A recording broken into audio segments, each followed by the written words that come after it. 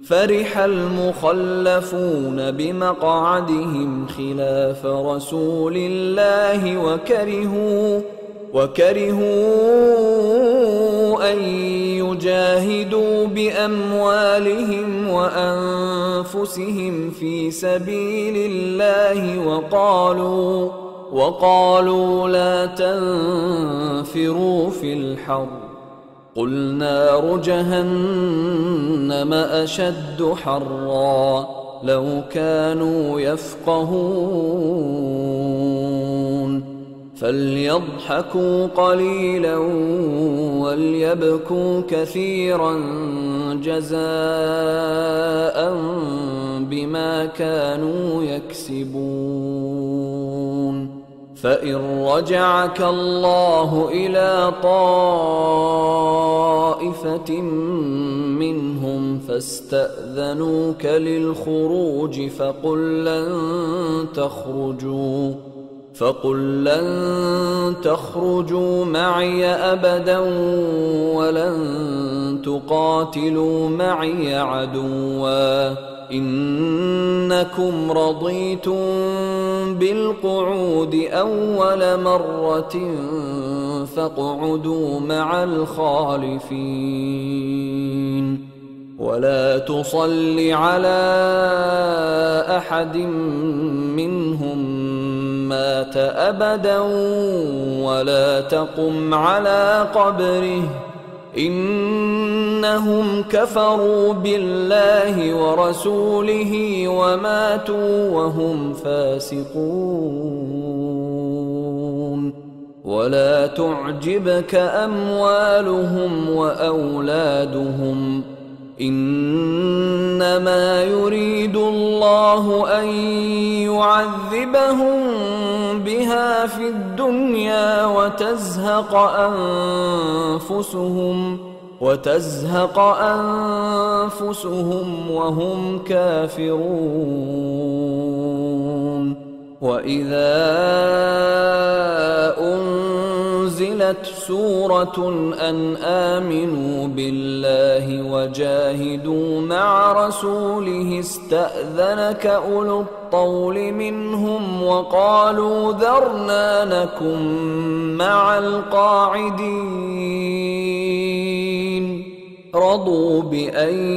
يكونوا مع الخوالف وطبع على قلوبهم فهم لا يفقهون لكن الرسول والذين آمنوا معه جاهدوا بأموالهم وأنفسهم وأولئك لهم الخيرات وأولئك هم المفلحون أعد الله لهم جنات تجري من تحتها الأنهار خالدين فيها ذلك الفوز العظيم जो लोग गज़वाए तबूक में पीछे रह गए वो अल्लाह के पैगंबर की मर्जी के बरखिलाफ बैठ रहने से खुश हुए और इस बात को नापसंद किया कि अल्लाह की राह में अपने माल और जान से जिहाद करें और दूसरों से भी कहने लगे कि गर्मी में मत निकलना। इनसे कह दो कि दोज़ख की आग इससे कहीं ज्यादा गर्म है, काश ये इस बात को समझते। ये दुनिया में थोड़ा सा हंस लें और आखिरत में इनको इनके अमाल के बदले जो ये करते रहे हैं बहुत सा रोना होगा। फिर अगर अल्लाह तुमको इनमें से किसी गिरोह की तरफ ले जाए और वो तुमसे निकलने की इजाजत तलब करें तो कह देना कि तुम मेरे साथ हरगिज नहीं निकलोगे और न मेरे साथ मददगार होकर दुश्मन से जंग करोगे। तुम पहली दफा बैठ रहने से खुश हुए तो अब भी पीछे रहने वालों के साथ बैठे रहो। और ऐ पैगंबर, इनमें से कोई मर जाए तो कभी उसके जनाजे पर नमाज न पढ़ना और न उसकी कब्र पर जाकर खड़े होना। ये अल्लाह और उसके रसूल के साथ कुफ्र करते रहे और मरे भी तो नाफरमान ही मरे। और इनके माल और औलाद से ताज्जुब न करना, इन चीजों से अल्लाह ये चाहता है कि इनको दुनिया में अजाब करे और जब इनकी जान निकले तो उस वक्त भी ये काफिर ही हों।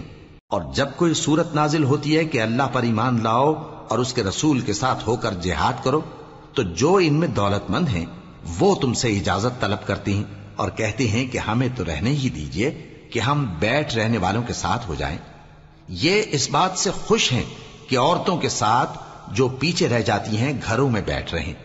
ان کے دلوں پر مہر لگا دی گئی ہے، سو یہ سمجھتے ہی نہیں۔ لیکن پیغمبر اور جو لوگ ان کے ساتھ ایمان لائے سب اپنے مال اور جان سے لڑے، انہی لوگوں کے لیے بھلائیاں ہیں اور یہی مراد پانے والے ہیں۔ اللہ نے ان کے لیے باغات تیار کر رکھے ہیں جن کے نیچے نہریں بہہ رہی ہیں، ہمیشہ ان میں رہیں گے، یہی بڑی کامیابی ہے۔